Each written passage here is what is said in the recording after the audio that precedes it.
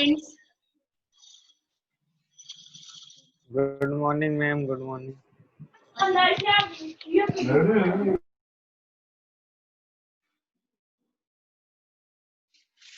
विजेता मीना, अपना video on करो। All the students is asked to on video. विजेता मीना,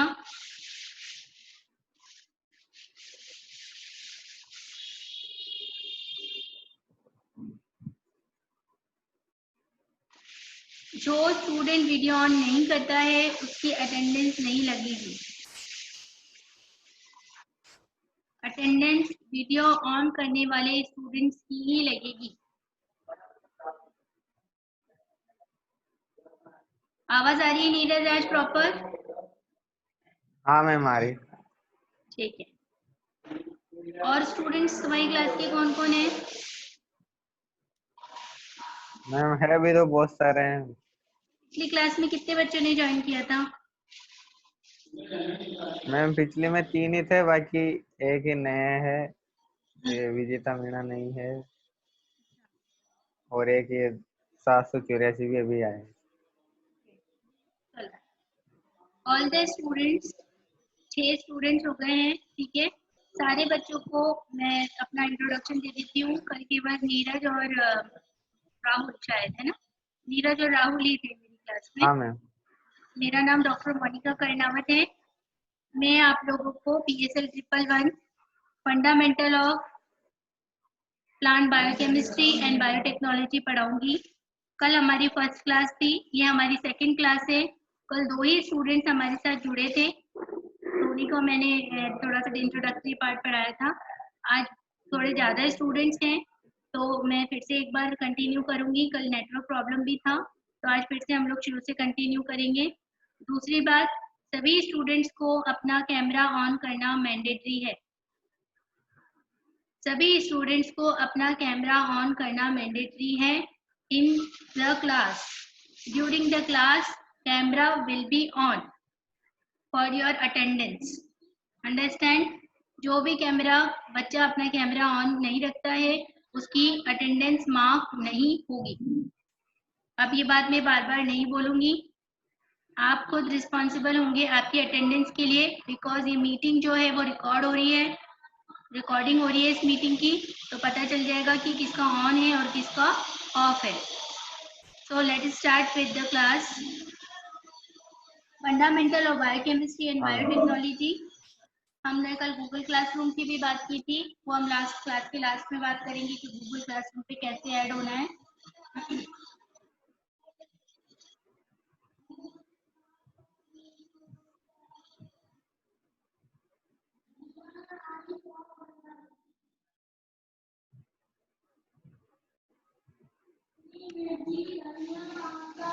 पहला टॉपिक आपके सिलेबस का है इंट्रोडक्शन ऑफ प्लांट बायोकेमिस्ट्री। आपके टॉपिक है पहला सिलेबस का इंट्रोडक्शन ऑफ बायोकेमिस्ट्री। बायोकेमिस्ट्री क्या होती है? केमिस्ट्री का मतलब हम सब जानते हैं। केमिस्ट्री में हम एलिमेंट्स की बात करते हैं, तत्वों की बात करते हैं, है ना, कंपाउंड्स की बात करते हैं। इसी प्रकार से हम बायोकेमिस्ट्री में लिविंग ऑर्गेनिजम्स में जो भी कंपाउंड्स और एलिमेंट्स प्रेजेंट होंगे उनकी बात करेंगे। Just a minute.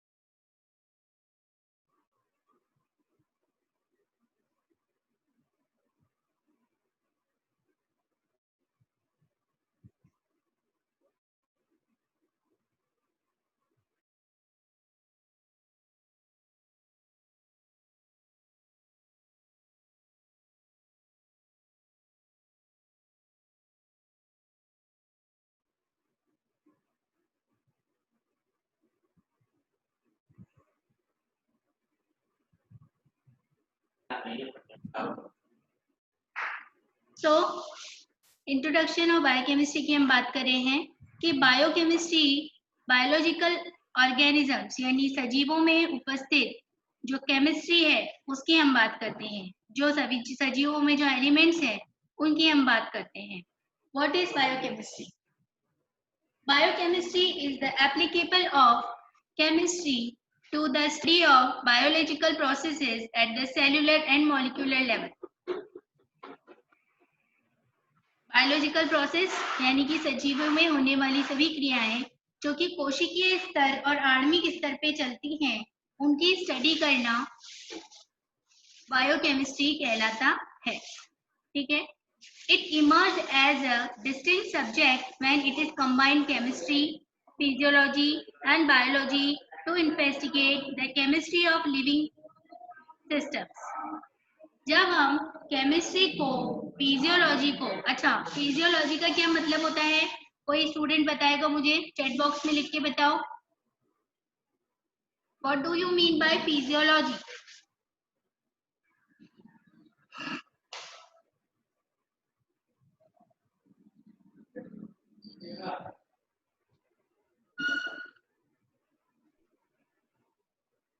फिजियोलॉजी का मतलब होता है पौधों के अंदर कार्य की, पौधे किस प्रकार से कार्य करते हैं, पौधे किस प्रकार से कार्य करते हैं।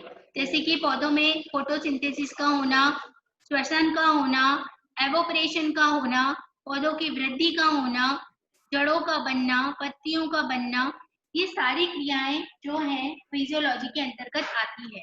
तो जब हम केमिस्ट्री को फिजियोलॉजी के साथ और बायोलॉजी के साथ मिला करके स्टडी करते हैं, लिविंग सिस्टम की, सजीवों की स्टडी करते हैं, तो उसको हम क्या बोलते हैं, बायोलॉजी बोलते हैं। ठीक है। Studying the structure and behaviour of complex molecule found in biological material. Biological material का मतलब है मैं भी बायोलॉजिकल मटेरियल, आप भी बायोलॉजिकल मटेरियल हो। हमारे घर में रहने वाला एक मच्छर भी बायोलॉजिकल मटेरियल है। ठीक है। प्लांट्स भी बायोलॉजिकल मटेरियल है, पर हम एनिमल्स की बात नहीं करेंगे, यहाँ पे हम प्लांट्स की बात करेंगे, because we are from agriculture. हम किससे बिलोंग करते हैं, एग्रीकल्चर से। इसलिए हम बिल्कुल, इसलिए हम प्लांट्स की बात करेंगे। तो प्लांट्स में किस प्रकार से संरचनात्मक और कार्यात्मक बिहेवियर के तौर पे या फिर उनकी स्ट्रक्चर के तौर पे कौन से कॉम्प्लेक्स मॉलिक्यूल्स प्रेजेंट होते हैं, कौन से जटिल अणु प्रेजेंट होते हैं, उनको हमको स्टडी करना है। ठीक। Studying the structure and behaviour of complex molecule found in biological material, इसके बारे में हम आगे जाके डिस्कस करेंगे। ये केवल इंट्रोडक्टरी पार्ट है, अपने दिमाग पे बिल्कुल भी लोड मत लेना। लोड नहीं समझ में आ रहा है, धीरे धीरे समझ में आ जाएगा। ये सारा नहीं है, इसके हर एक लाइन को हम आगे जाके डिस्क्राइब करेंगे। इंट्रोडक्शन है तो सिंपल सी बात है कि मैं, मान लो मैं बायोलॉजिकल मटेरियल हूँ, मैं होल ऑर्गेनिज्म हूँ, मैं सांस ले रही हूँ, ठीक है, मैं खाना खा रही हूँ, मैं आपसे बात कर रही हूँ, मैं सुन रही हूँ, मैं बोल रही हूँ, मैं जितने भी काम मेरी बॉडी में हो रहे हैं, उन सब काम को करने के लिए किसकी जरूरत होती है, एनर्जी की जरूरत होती है। ठीक है। एनर्जी कहाँ से मिलती है, खाने से मिलती है।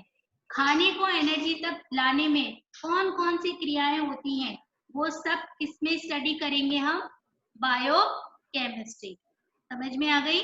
पौधे को आपने न्यूट्रिशन दिया, पानी दिया, पौधा बड़ा हो रहा है, पौधे में और ज्यादा वृद्धि हो रही है, तो खाने से लेके वृद्धि तक, खाने से लेके पौधे की फोटोसिंथेसिस, श्वसन, इवेपोरेशन और जितनी भी प्रक्रियाएं हो रही हैं, वहां तक कौन कौन से एंजाइम, कौन कौन से हार्मोन्स और कौन कौन से प्रोसेसेस काम में आने वाले हैं, यही क्या कहलाता है, बायोकेमिस्ट्री। बहुत ही सिंपल लैंग्वेज।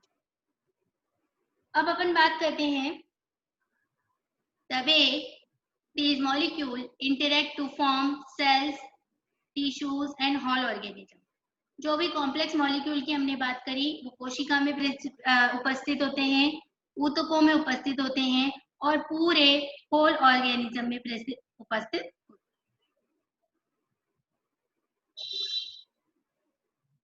जो भी फर्स्ट ईयर के स्टूडेंट्स हैं, जो अभी 7 बच्चे थे और 2 ही बच्चे रह गए हैं, आप लोग अपना एक ग्रुप बना लो।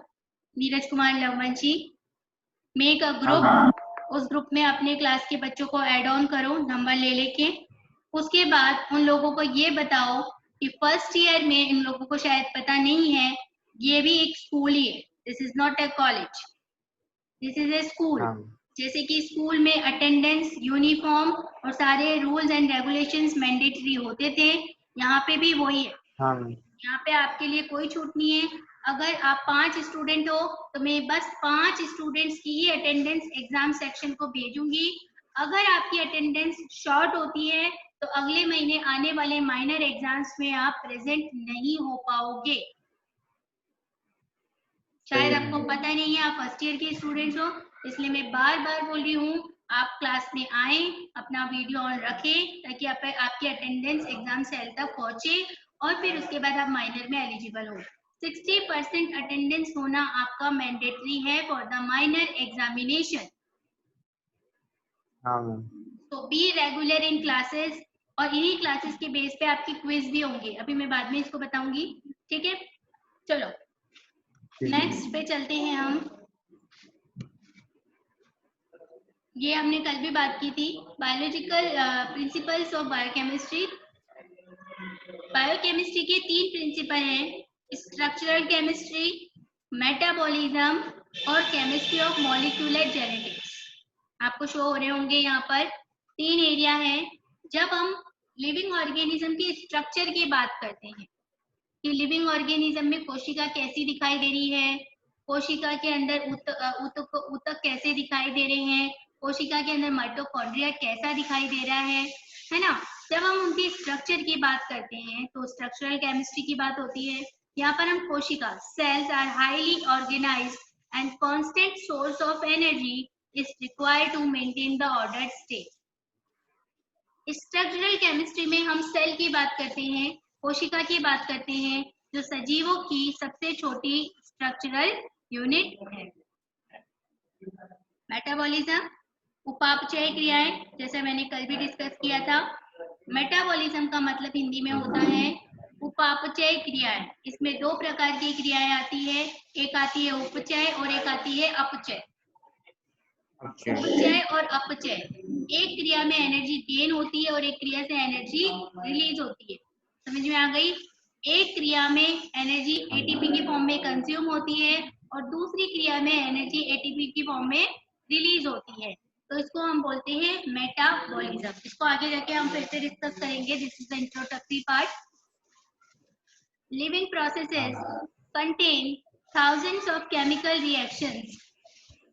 लिविंग ऑर्गेनिजम्स के अंदर हजारों कोशिकीय केमिकल क्रियाएं, यानी कि हजारों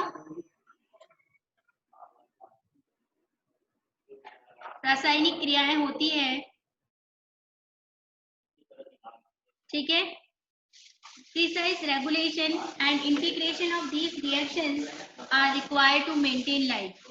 सजीवों के अंदर जीवन को बनाए रखने के लिए इन सभी क्रियाओं को नियंत्रित रखना और सही तरीके से कार्य करना आवश्यक होता है। Create important reactions, certain important reaction, जैसे कि यहाँ ग्लाइकोलाइसिस है और ये सभी ऑर्गेनिजम्स में फाउंड होता है, चाहे वो एनिमल हो चाहे वो प्लांट्स हो, सभी में ग्लाइकोलाइसिस प्रेजेंट होता है। और इनका नियंत्रण करना, रेगुलेशन करना बहुत ही जरूरी है। Chemistry of molecular genetics, all organisms use the same type of molecule. सभी ऑर्गेनिज्म में सेम टाइप के बायोमोलिक्यूल्स होते हैं, जिनका नाम मैं अभी बताने वाली हूँ आपको। Carbon, hydrogen, oxygen. आपने इन्हें ऑर्गेनिक केमिस्ट्री पढ़ी होगी। ऑर्गेनिक केमिस्ट्री में ये सारी चीजें हम लोग पढ़ते हैं और ये सब ऑर्गेनिक मॉलिक्यूल्स है। आप ये देखिए, प्रोटीन, लिपिड, न्यूक्लिक एसिड्स। ठीक है, उसके बाद में आता है न्यूक्लिक एसिड्स में ही डीएनए और आरएनए आते हैं। कार्बोहाइड्रेट्स, सीएचओ का मतलब है carbohydrates, proteins, lipids and nucleic acid. Nucleic acid में 2 टाइप के न्यूक्लिक एसिड हैं, आरएनए और DNA. Instruction for growth, reproduction and developments for the each organism is encoded in their DNA। अब मैं आप लोगों को एक चीज बता दूं कि कोशिका के अंदर, मैंने कल भी डिस्कस किया था कि कोशिका के अंदर न्यूक्लियस होता है और न्यूक्लियस के अंदर आपका डीएनए होता है। एक कोशिका होती है, ये कोशिका है, कोशिका के अंदर आपका न्यूक्लियस है और न्यूक्लियस के अंदर आपके क्रोमोसोम्स है और क्रोमोसोम्स किससे मिलके बने होते हैं?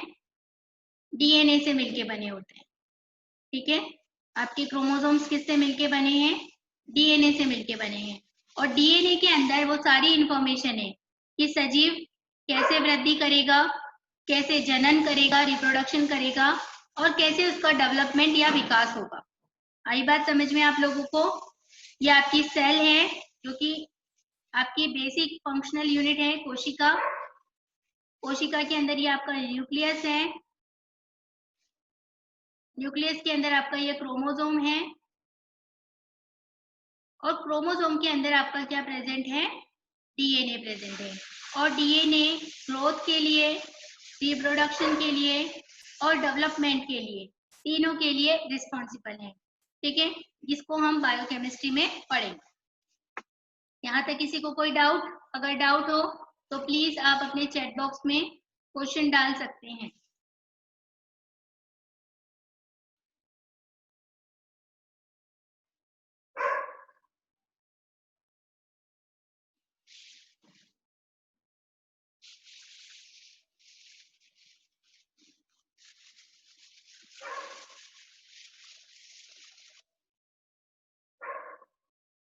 किसी को कोई डाउट नहीं है अभी तक? अगर डाउट नहीं है तो चैट बॉक्स में यस मैम, नो मैम करके भी लिख सकते हैं। आप लोग म्यूट है सब लोग।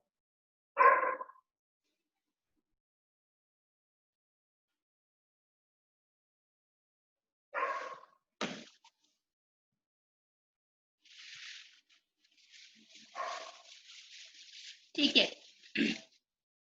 Let's start with next topic. Next slide.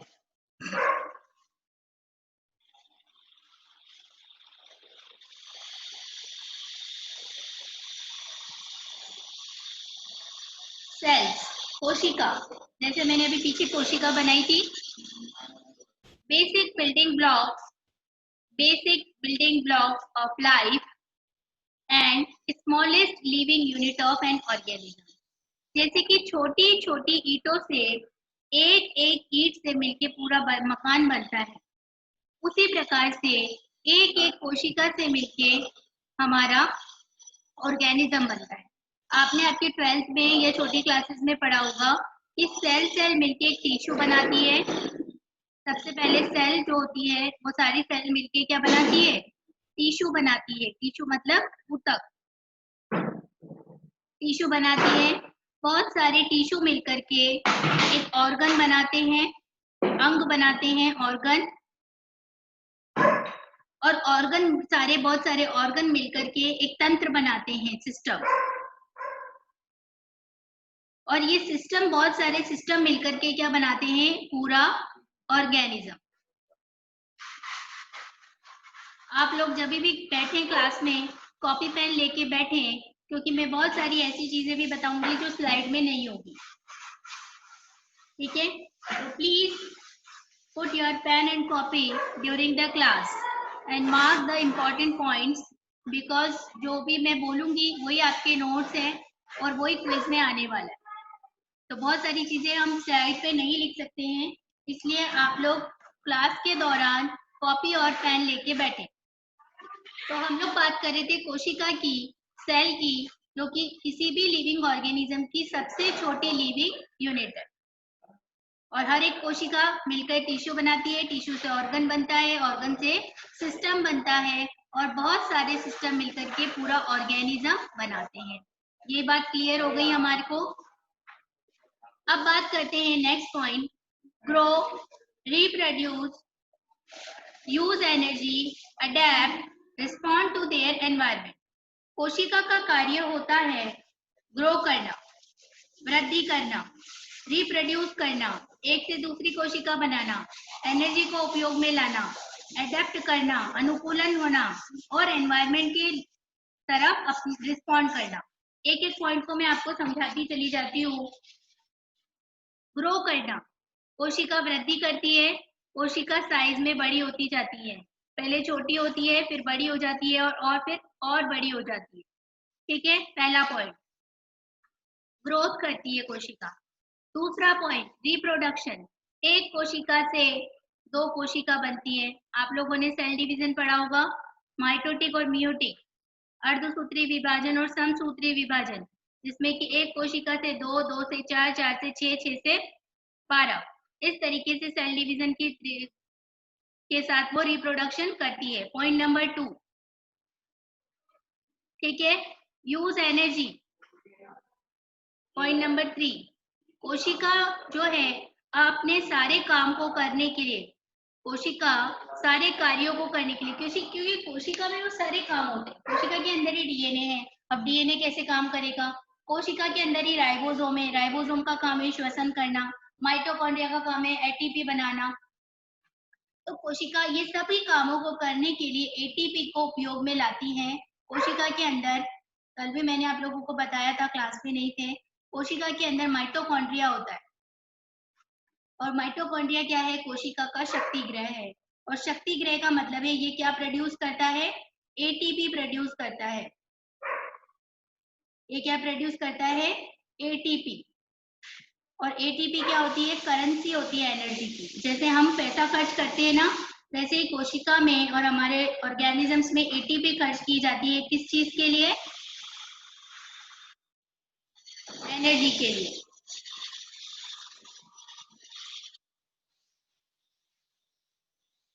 ठीक है, तो हमारी सेल ग्रो करती है, रिप्रोड्यूस करती है, एनर्जी यूज करती है, और जो बाहर का एनवायरनमेंट है, कोशिका के बाहर का एनवायरनमेंट, उसके लिए अडेप्टेशन करती है। ठीक है,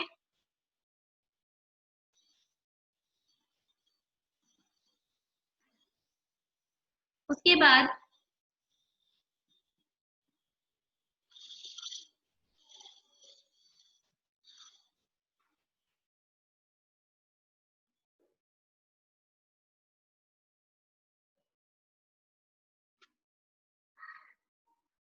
एक मिनट बेटा,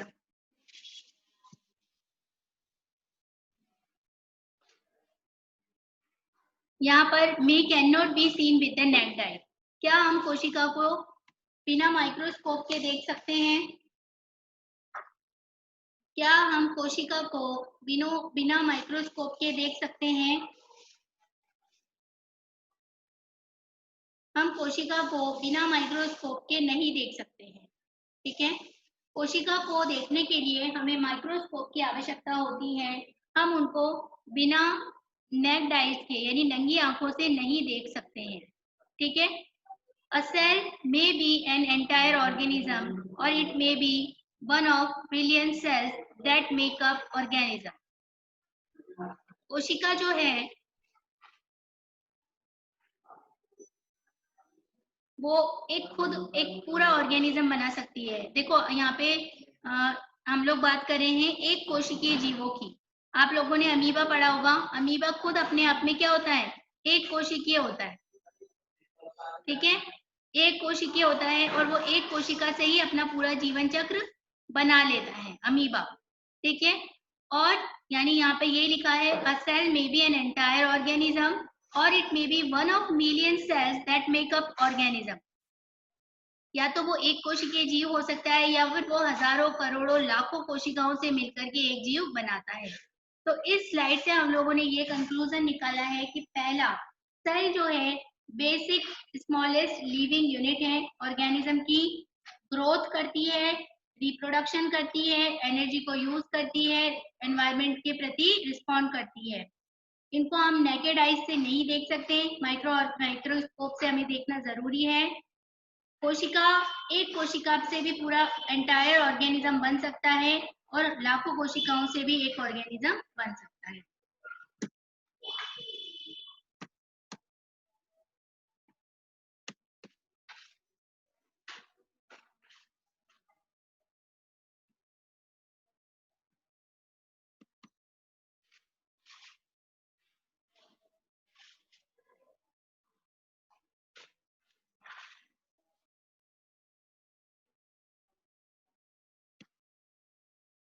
अब बात आती है कैरेक्टरिस्टिक ऑफ बायोमेम्ब्रेन और ऑर्गेनेल्स। बायोमेम्ब्रेन और ऑर्गेनेल्स की बात हम करते हैं यहाँ पे। कोशिका के ऊपर उपस्थित जितने भी मेम्ब्रेनस पार्ट है, कोशिका के ऊपर प्लाज्मा मेम्ब्रेन, बायोमेम्ब्रेन का मतलब है जीवों की कोशिकाओं के उपस्थित जितनी भी भित्तियां हैं, झिल्लियां हैं, उनकी हम बात करने वाले हैं। और एंड ऑर्गेनल्स, ऑर्गेनल्स का मतलब है कोशिकाओं में उपस्थित कोशिकांग, कोशिका में उपस्थित कोशिकांग, कोशिका के अंग, कोशिका के अंग, ठीक है। तो प्लाज्मा मेम्ब्रेन की जब हम बात करते हैं तो पहला lipid protein carbohydrate complex. Plasma membrane जो होती है, पीएम जो होती है, वो लिपिड से प्लस प्रोटीन से प्लस कार्बोहाइड्रेट से मिलके बनी होती है। जैसे कि अब मैं यहाँ पे ड्रॉ कर रही हूँ, यहाँ पर ये कोशिका है आपकी, और कोशिका के बाहर एक झिल्ली होती है।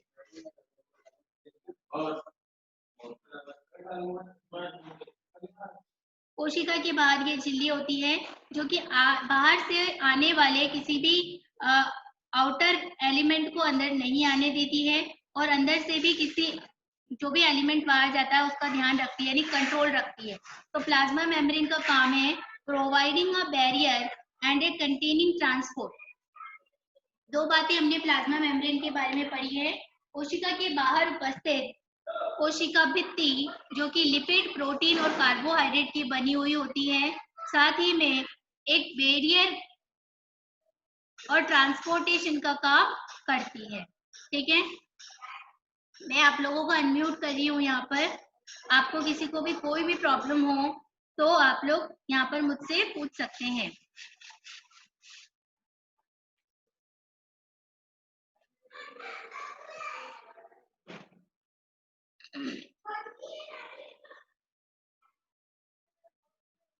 आप लोग अपने आप को अनम्यूट करके मुझसे क्वेश्चन पूछ सकते हैं।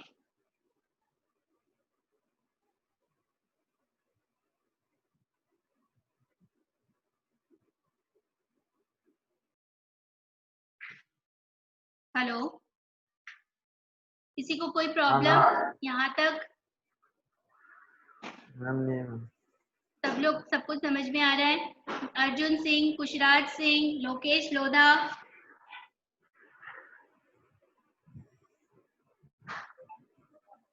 विकास मीणा, विशाल मीणा, आप अपने वीडियोस ऑन करें बेटा।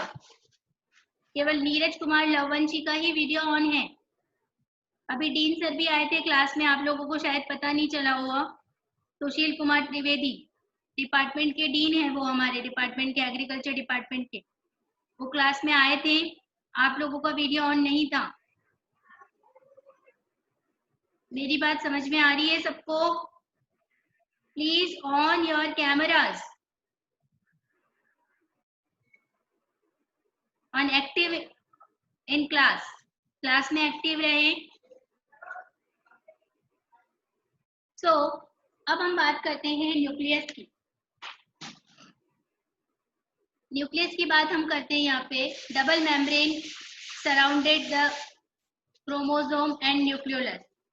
कोशिका है, ये कोशिका मैंने बनाई। कोशिका के अंदर केंद्रक होता है ना? इस कोशिका के अंदर केंद्रक होता है, और जैसे मैंने पिछली स्लाइड में बनाया था उसमें क्रोमोसोम्स होते हैं, और कोशिका केंद्रक के अंदर ही न्यूक्लियोलस होती है। मैं यहाँ पे बनाती हूँ, ये आपकी कोशिका, कोशिका के अंदर केंद्रक, केंद्रक के अंदर केंद्रिका, और यहाँ पर क्रोमोसोम, ये सारी चीजें इसमें प्रेजेंट होती है, ठीक है। किसी भी चीज को कंट्रोल करने के लिए एक हेड क्वार्टर होता है, एक सेंटर पॉइंट होता है जो उस बॉडी की सारी चीजों को कंट्रोल और रेगुलेट करता है। इसी प्रकार से कोशिका में उपस्थित केंद्रक कोशिका में होने वाली सभी क्रियाओं को नियंत्रित और कंट्रोल करता है। समझ में आई मेरी बात? कोशिका में उपस्थित केंद्रक कोशिका में होने वाली सभी क्रियाओं को नियंत्रित और कंट्रोल करता है। Pores allow specific communication. केंद्रक की जो झिल्ली है, केंद्रक भित्ति इसको हम बोलते हैं, उसके ऊपर भी प्लाज्मा मेम्ब्रेन के जैसे छोटे छोटे पोर्स होते हैं जो कि बाहर के कम्युनिकेशन को अलाउ करते हैं। ठीक है, उसके बाद बात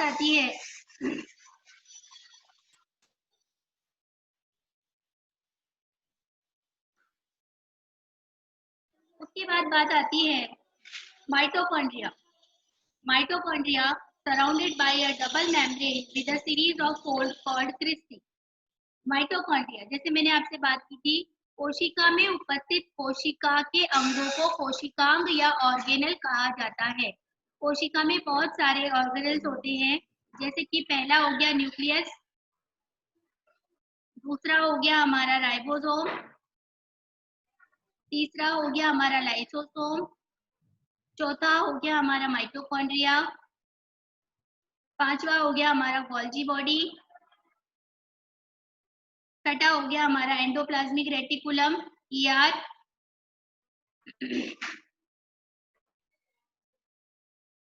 इसके अलावा न्यूक्लियोलस, केंद्रिकाएं,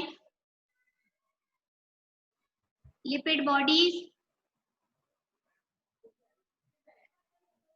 क्लोरोप्लास्ट, अगर प्लांट की बात करें तो क्लोरोप्लास्ट,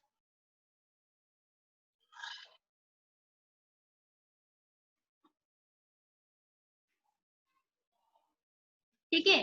तो कोशिका के अंदर या सेल के अंदर ऑर्गेनल्स प्रेजेंट होते हैं जिनको हम कोशिकांग कहते हैं, और इन सभी कोशिकांगों के नाम मैंने यहाँ पे आपको मेंशन किए हैं। केंद्रक, राइबोसोम श्वसन का काम करता है, लाइसोसोम कोशिका की आत्मघाती थैली हम इसको बोलते हैं। दूसरा हमारे पास आता है mitochondria, Golgi body, ER, nucleolus, lipid bodies और क्लोरोप्लास्ट। तो यहाँ पर हम क्लोरोप्लास्ट, ये माइटोकॉन्ड्रिया की हमने बात की थी। हेलो, आवाज नहीं आ रही दानिश?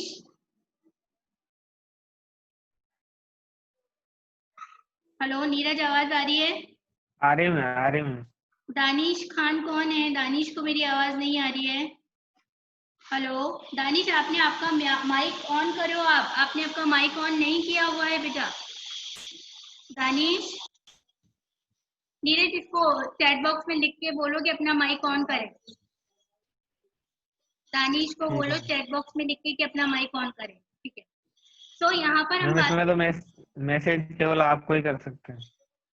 एक मिनट, मैं कर देती हूँ इसको। ठीक है, प्लीज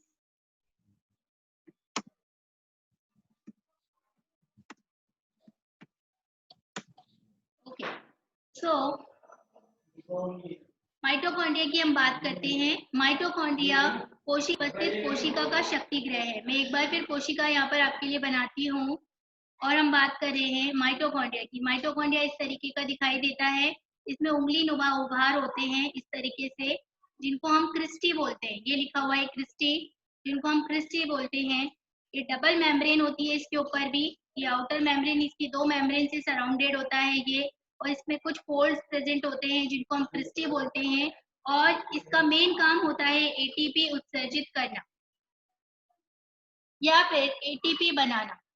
इसीलिए माइटोकॉन्ड्रिया को कोशिका का शक्ति ग्रह कहा जाता है। ठीक है, इसके बाद आता है क्लोरोप्लास्ट। क्लोरोप्लास्ट जनरली प्लांट्स में प्रेजेंट होता है। क्लोरोप्लास्ट जो है प्लांट्स में प्रेजेंट होता है, और क्लोरोप्लास्ट में क्लोरोफिल प्रेजेंट होता है, थाइलाकोइड मेम्ब्रेन्स प्रेजेंट होती है। ये भी डबल मेम्ब्रेन वाला ऑर्गेनल है जो कोशिका में प्रेजेंट है।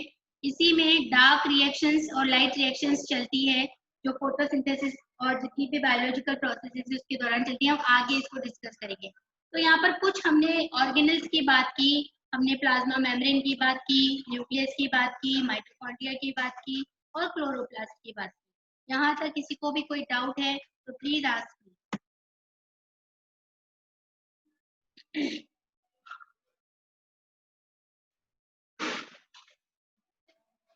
These classes is recorded.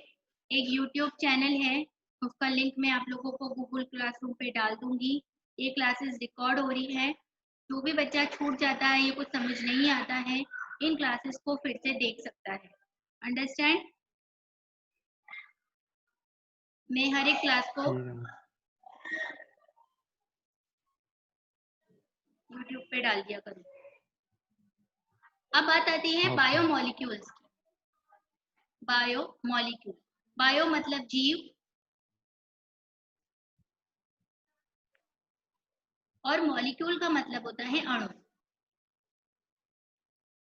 जीवों में पाए जाने वाले अणु। जैसे हमने पिछली स्लाइड में हमने देखा CHO लिखा हुआ था। CHO का मतलब होता है कार्बोहाइड्रेट, क्योंकि कार्बोहाइड्रेट में 3 एलिमेंट्स होते हैं। कार्बोहाइड्रेट्स में कार्बोहाइड्रेट का मतलब होता है शुगर, जानते हो ना आप लोग? Sugar, sucrose, fructose, lactose, maltose, galactose, these all are sugars, और शुगर्स को ही हम कार्बोहाइड्रेट बोलते हैं। यहाँ पर ये 3 एलिमेंट से मिलकर बना हुआ होता है, कार्बन, हाइड्रोजन और ऑक्सीजन। इसका सेपरेट क्लास है, इसकी सेपरेट टॉपिक हम इसको पढ़ेंगे, ठीक है? तो एक तो हो गया कार्बोहाइड्रेट, एक हो गया आपका प्रोटीन, एक हो गया आपका लिपिड, एक हो गया आपका न्यूक्लिक एसिड। और न्यूक्लिक एसिड में हम 2 प्रकार के न्यूक्लिक एसिड पढ़ते हैं, DNA और RNA। ये आपके बायोमोलिक्यूल्स। अब यहाँ से हम पढ़ना शुरू करते हैं।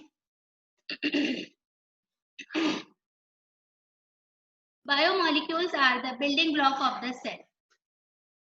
कोई भी कोशिका, जैसे कि कोशिका किसी भी जीव का बिल्डिंग ब्लॉक है, एक छोटी इकाई है, उसी प्रकार से बायोमोलिक्यूल या जीव अणु कोशिका के बिल्डिंग ब्लॉक्स। इन्हीं सब बायोमोलिक्यूल से मिलके कोशिका बनती है। Animal and plant cells contain 10,000 kind of biomolecule. 10,000 type के बायोमोलिक्यूल कोशिका में, मतलब पादप कोशिका और जंतु कोशिका दोनों में मिलाकर के 10,000 प्रकार के बायोमोलिक्यूल प्रेजेंट होते हैं। मेन तो यही है, इनके डेरिवेटिव जब बनते हैं तो वो 10,000 हो जाते हैं। Water constitutes 50। पानी भी बायोमोलिक्यूल है, वाटर भी बायोमोलिक्यूल है ना? पानी का सूत्र है H2O।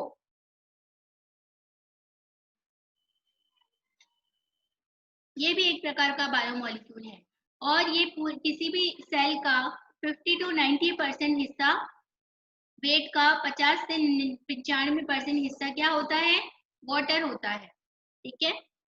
Almost all other kinds of biomolecules are organic. जैसे मैंने पहले भी बोला है कि जितने भी बायोमोलिक्यूल्स होते हैं, चाहे वो प्रोटीन हो, चाहे वो लिपिड हो, चाहे कार्बोहाइड्रेट हो, चाहे न्यूक्लिक एसिड हो, DNA या RNA हो, उन्हीं में, उन सभी में कार्बन प्रेजेंट होता है, हाइड्रोजन होता है, नाइट्रोजन होता है, ऑक्सीजन होता है और फॉस्फोरस होता है, ठीक है? ये इंपॉर्टेंट एलिमेंट्स है जो सभी बायोमोलिक्यूल्स में प्रेजेंट होते हैं। The chemical properties of organic biomolecules are determined by their functional group. अच्छा, यहाँ पर एक बहुत प्योर केमिस्ट्री की बात आ रही है। आप लोगों ने केमिस्ट्री पढ़ी है? कोई भी एक बच्चा कोई केमिस्ट्री से है यहाँ पे?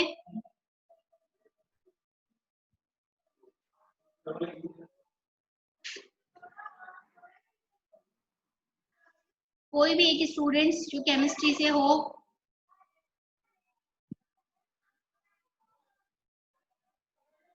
सब लोग एग्रीकल्चर से हैं?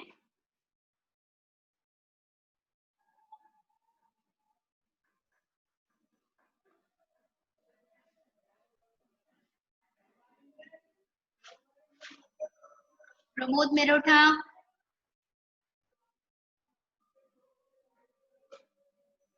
विशाल मीना, लोकेश टोदा, खुशराज सिंह, अर्जुन सिंह, बताओ भाई बच्चों, केमिस्ट्री पढ़ी है? K19784, नाम क्या है आपका?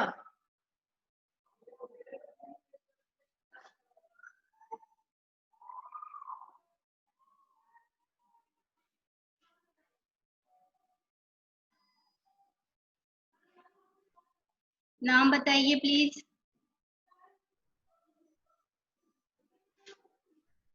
अर्पित सिंह चौहान। हाँ अर्पित, केमिस्ट्री पढ़ी है आपने? देखो, हम दो टाइप की केमिस्ट्री पढ़ते हैं, एक होता है ऑर्गेनिक और एक होता है इनऑर्गेनिक। ठीक है, जब हम ऑर्गेनिक केमिस्ट्री पढ़ते हैं तब हम आईयूपीएससी पढ़ते हैं। आईयूपीएससी पढ़ा होगा 12th 11th में, जिसकी भी केमिस्ट्री होगी। आईयूपीएससी, उसमें क्या होता है कि मान लो आपने फंक्शनल ग्रुप्स पढ़ते हैं, हम फंक्शनल ग्रुप पढ़े हैं, जैसे कि हो गया आपके पास में ये OH, ये होता है हाइड्रोक्सिल ग्रुप, जैसे कि COOH, ये हो गया एसिडिक ग्रुप, है ना। जैसे कि ये मैं बॉन्ड्स लगा रही हूँ, सल्फर बॉन्ड के आगे पीछे बॉन्ड्स है, सल्फाइड ग्रुप। ठीक है, ये जितने भी मैंने ये यहाँ पे लिखे हैं ये सब क्या है, फंक्शनल ग्रुप्स है। जब हम स्ट्रक्चर पढ़ेंगे ना, थोड़ा सा आप लोगों के लिए थोड़ा सा ये पड़ेगा, और मैं इसको धीरे धीरे आपको समझा दूंगी कि बायोमोलिक्यूल क्या है। जैसे कि मैं यहाँ पे आपको ग्रुप इसका फॉर्मूला लिखती हूँ, ग्लूकोज का C6H12O6, ग्लूकोज का फॉर्मूला है ये C6H12O6, यानी कि यहाँ पर 6 कार्बन है, 12 हाइड्रोजन है और 6 ऑक्सीजन है। ठीक है, यहाँ पे कोई फंक्शनल ग्रुप नहीं है। ठीक है, अगर मैं यहाँ पर OH ग्रुप जोड़ देती हूँ, ये जो OH ग्रुप है, ये वाला जो OH ग्रुप है, मैं इसको यहाँ पे जोड़ देती हूँ ग्लूकोज के साथ में, तो ये कुछ और ही बच जाएगा। तो इस लाइन को मैं समझाना आपको चाह रही हूँ कि the chemical properties of organic biomolecules are determined by their functional group. किसी भी ऑर्गेनिक बायोमोलिक्यूल की जो प्रॉपर्टी है, जो कैरेक्टरिस्टिक है, वो उस पे जुड़ने वाले फंक्शनल ग्रुप पे आधारित है। फंक्शनल ग्रुप, उस पे कौन सा फंक्शनल ग्रुप, क्या वो एसिडिक फंक्शनल ग्रुप है, क्या वो OH कार्बोक्सी ग्रुप है, क्या वो सल्फाइड ग्रुप है, क्या वो कीटोन है, कीटोन है ना, कीटोन ग्रुप है। मैं आपको सब कुछ समझाऊंगी ये बाद में, अभी अपन इंट्रोडक्टरी पार्ट करें। तो ये फंक्शनल ग्रुप्स कौन से जुड़े हुए हैं, उस पे ही इनकी केमिकल प्रॉपर्टीज डिपेंड करती है। ठीक है, अब लास्ट पॉइंट आज की टॉपिक का, most biomolecules have more than one ions like Na+, K+, Ca+ may account for one another person। यहाँ पे ये बात हम बता रहे हैं कि बायोमोलिक्यूल्स में आयंस भी प्रेजेंट होते हैं, जैसे कि sodium ion, potassium ion, calcium ion. ठीक है, जब हम स्ट्रक्चर पढ़ेंगे तब इसको वहां पर डिस्क्राइब करेंगे। तो इस वाली स्लाइड में हमने जो पॉइंट्स पढ़े उसको फिर से एक बार मैं रिवाइज करती हूँ कि जिस प्रकार से कोशिका से पूरा जीव बनता है, उसी प्रकार से बायोमोलिक्यूल से कोशिका बनती है, पहला पॉइंट। दूसरा पॉइंट, बायोमोलिक्यूल कौन कौन से हैं, कार्बोहाइड्रेट, प्रोटीन, विटामिन, नहीं, carbohydrate, protein, lipid, nucleic acids, vitamin. यहाँ मैंने विटामिन नहीं लिखा था, विटामिन भी आएगा। उसके बाद चाहे वो पादप कोशिका हो चाहे जंतु कोशिका हो, 10,000 प्रकार के बायोमोलिक्यूल्स पाए जाते हैं। तीसरा पॉइंट, किसी भी कोशिका के भार में, किसी भी कोशिका के द्रव्यमान में, वेट में 50 से 95% पानी या वाटर कंटेंट होता है।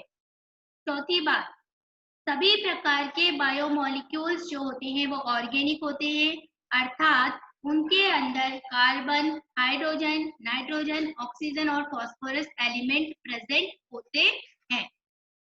उसके बाद the chemical properties of organic biomolecules are determined by their functional group।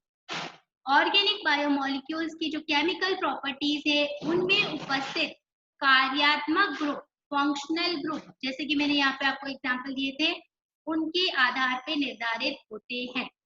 Last point, biomolecules में एक या एक से ज्यादा आयन्स प्रेजेंट होते हैं, जैसे सोडियम हो गया, पोटेशियम हो गया, कैल्शियम हो गया और भी आयन्स। ठीक है, तो ये आज की हमारी क्लास थी। बायोमोलिक्यूल्स तक हमने आज डिस्कस किया। किसी और को कोई भी दिक्कत हो, किसी भी प्रकार का कोई क्वेश्चन हो तो प्लीज मुझसे पूछ लें। मैं आप लोगों को अनम्यूट कर चुकी हूँ।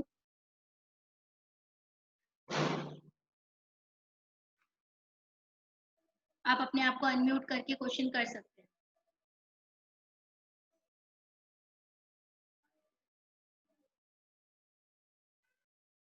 यहाँ तक की क्लास में, क्योंकि अगर डाउट्स को रखते चले जाओगे तो वो इकट्ठे होते चले जाएंगे।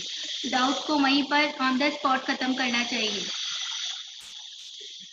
चाहे वो हिंदी इंग्लिश से ही रिलेटेड क्यों ना हो। मुझे पता है कि सभी बच्चों को इंग्लिश या सभी बच्चों को हिंदी समझ में नहीं आती है, तो किसी को हिंदी किसी को इंग्लिश समझ में नहीं आती है, तो आप लोग पूछ सकते हैं। मैं उसको फिर से एक बार डिस्क्राइब करूँ।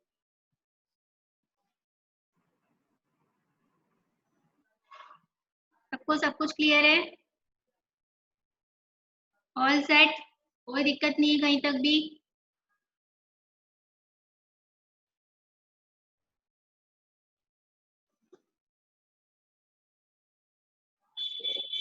अपना KID और नाम चैट बॉक्स में डाल दे फॉर द अटेंडेंस। अपना नाम और KID चैट बॉक्स में डाल दे अटेंडेंस के लिए।